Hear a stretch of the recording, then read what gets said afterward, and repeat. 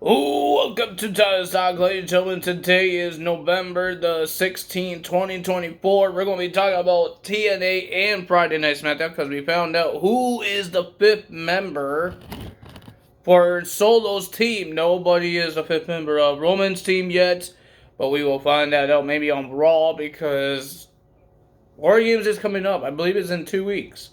So they need to hurry up and find somebody. Same as they thought he found somebody. He got another name from SmackDown that might help, but we will see what happens there. Ladies and gentlemen, now we got TNA. I don't remember a lot that happened because I watched this before I watched SmackDown, so that was like a couple hours ago. So, ladies and gentlemen, we got Mike Santana versus KC. And it was a pretty decent match. I like KC. He's good in the ring. But the winner of that match was Mike Santana. Remember, Casey is the one that got put in his match because of AJ Francis.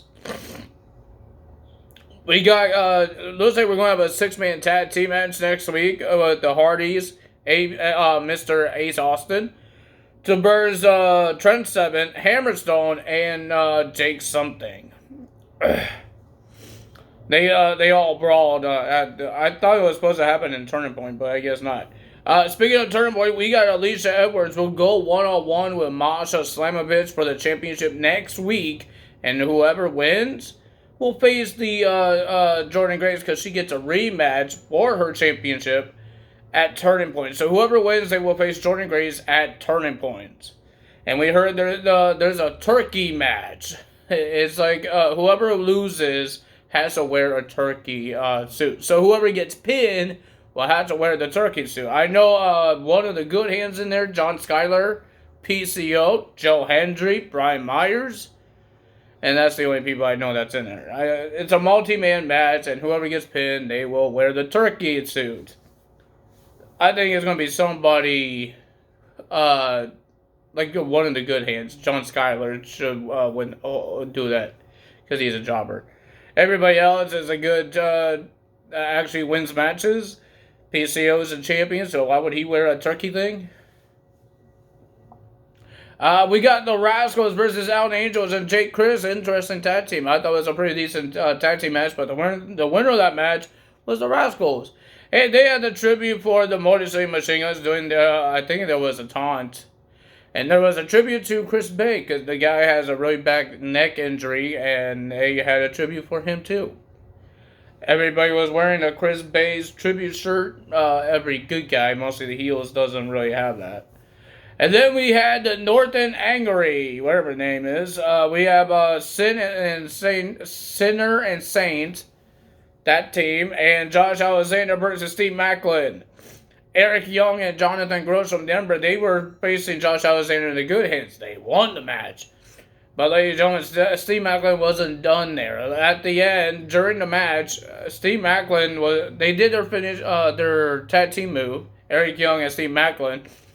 But Eric Young was trying to do the elbow drop that he does, the diving elbow drop he does, but Steve Macklin wouldn't stop attacking Josh Alexander. He was on top of him, punching him, but Eric Young didn't want to do elbow onto Steve Macklin. So he had to rip him off of Josh Alexander and saying, "What are you doing?" And they kind of lost the match because of that. But Eric Young told Steve Macklin, "You have to trust him. You have trust issues. You have to trust Eric Young, and work as a team." That's what Steve Macklin needs to think about, because he's not trusting anyone to help him with this. He thinks everybody's going to attack him. So, Steve Macklin has to think about it. Then we had Joe Hendry versus Ryan Niven, and he showed the video clip of his little story. It's still the same thing, that he is Nick Niven's brother, and the end. He showed it twice, and then I guess Ryan Niven might just start heel, because he attacked Mr. Joe Hendry before the bell, but it was an okay match. It was okay. Not bad, I guess. But the winner of that match was Joe Hendry. And then, for some reason, Ryan Niven got attacked before Nick Niven had his main event match. Then we had Rosemary versus a jobber. The winner of that match was Rosemary.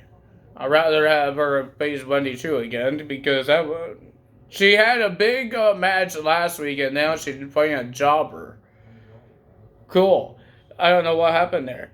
And then we had Nick Nemeth versus Brian Myers, and of course the system has to get there involved. But Eddie Edwards got kicked out, but Alicia Edwards was still there, and she whacked Nick Nemeth with a candlestick. And Joe Hendry was on commentary. He said, "No, he can't handle this." So he got out of commentary, and he grabbed Alicia Edwards, picked her up, and walked to the backstage. Take her away. And Nick Nemeth gets the win with the super kick and the danger zone. And then here comes the system, runs in and attacks Nick Nemeth, making the numbers game again. And here comes Joe Hendry again with the candlestick, start whacking Eddie Edwards and Brian Myers. And he was almost accidentally whacked Nick Nemeth. That's that. And if you guys didn't know that the system, they got some rings. I don't know why, but they have some rings. And then at the end, we got a video package of Steve Maclin going in his car, and looks like he has to think about who can he trust. Now we got Friday Night SmackDown. We got some things here that we could talk about. We got a brawl. Solo came out with his bloodline. He came out. Burps. He came out. He didn't say much. He says, Milwaukee acknowledged me. And then Roman Reigns and his bloodline came out. And then we had a big giant brawl. Everybody was fighting each other. Roman Reigns and the OG guys got the defense. They took everybody else until Roman was about to attack Solo. Until Bronson Reed came out and attacked Roman Reigns. And then the Solo's bloodline starts destroying the OG bloodline. But Roman had some defense. He was doing so good. Superman punch for everybody until Solo came out. Because Solo got attacked and he rolled out. He was gone for a while. And then we got Jacob Fatu and Bronson Reed doing a double team. I would love to see Bronson Reed part of this bloodline. Is he a Samoan? I don't know. He looks like he's a Samoan. I thought that tattoo he has on his bottom, on his wrist, is a Samoan thing. I don't know. Is he a Samoan? But ladies and gentlemen, it was a pretty cool thing to see. I like to see Bronson Reed and Jacob Fatu wrestle each other or team up with each other. But they're both on different brands. After War Games, I think it's going to be the end of this invasion of Raw superstars coming to SmackDown. SmackDown superstars coming to Raw. So, ladies and gentlemen, everybody got laid out. The Usos, Sami Zayn, and Roman Reigns. And Jey Uso was yelling at Roman Reigns to make the call. There's a call that Roman Reigns needs to make. I'll tell you guys more about that call at the end of the show. To start off the show, we got Cody Rhodes coming out, and he calls out Kevin Owens because what Kevin Owens did to Randy Orton. But Nick Aldis came out. He says, Kevin's not coming. He's not here tonight. Because he needs to get this thing fixed. What Kevin Owens did to Randy Orton using a banned move in the WWE, the pile driver. He says he's not coming back until we sort this thing out with Kevin Owens. But Cody Rhodes says, if I can't, he wants to handle his business because Kevin Owens is blaming Cody Rhodes for everything that Kevin Owens does. He says he wants to finish his business. So he gave Nick Aldis an option. You let him handle his business, or you don't let him. And he says he's going to do something worse.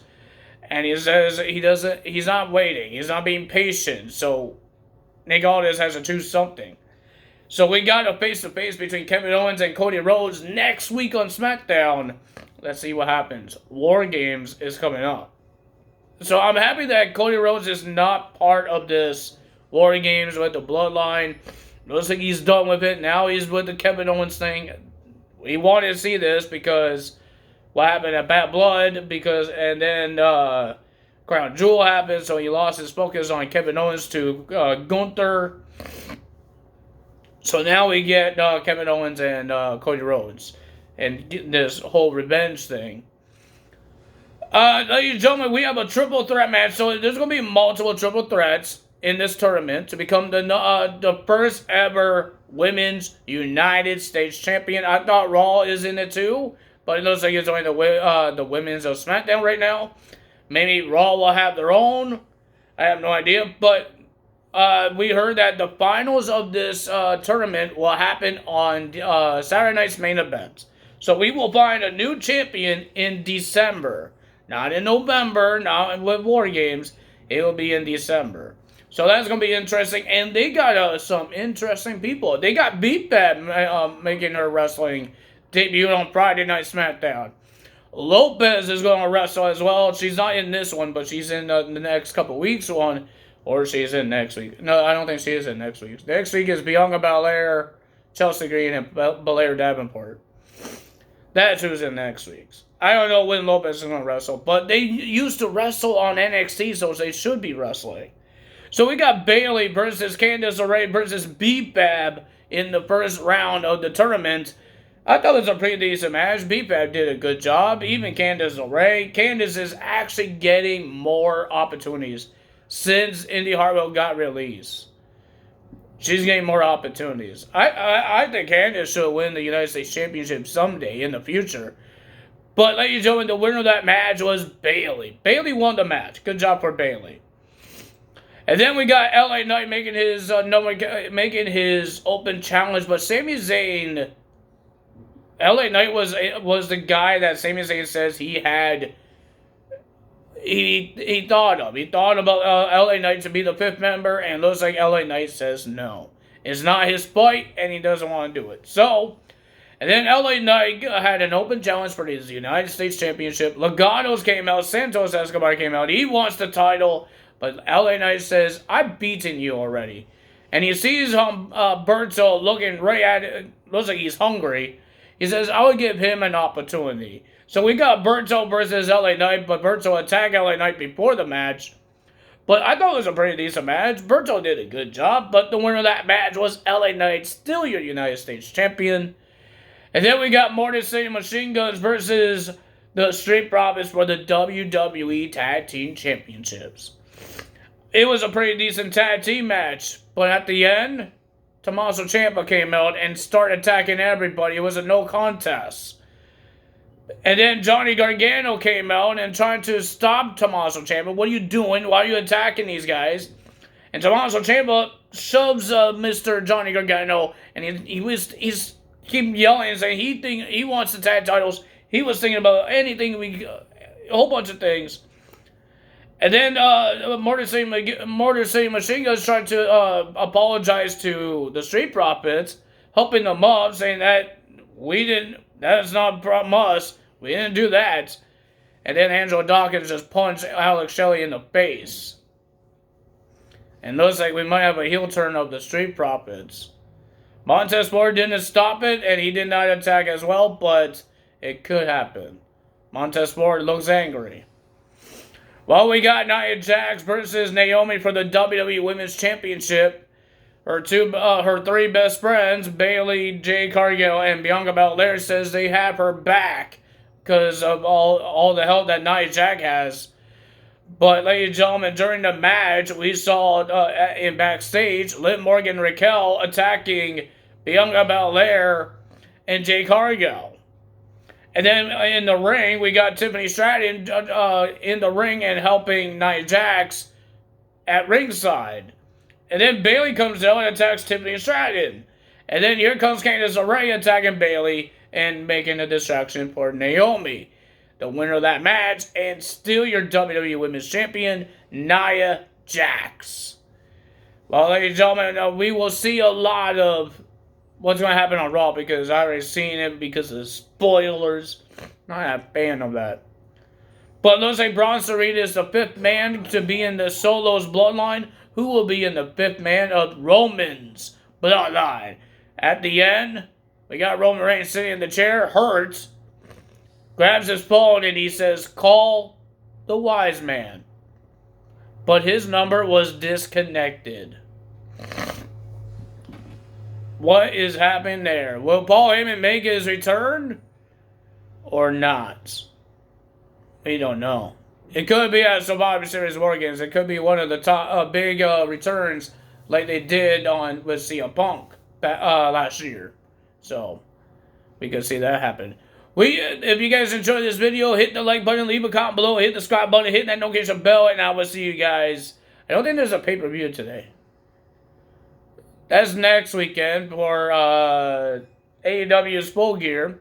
And then at the end of November, the 30th, that will be Survivor Series War Games. So I don't think there's a pay-per-view today.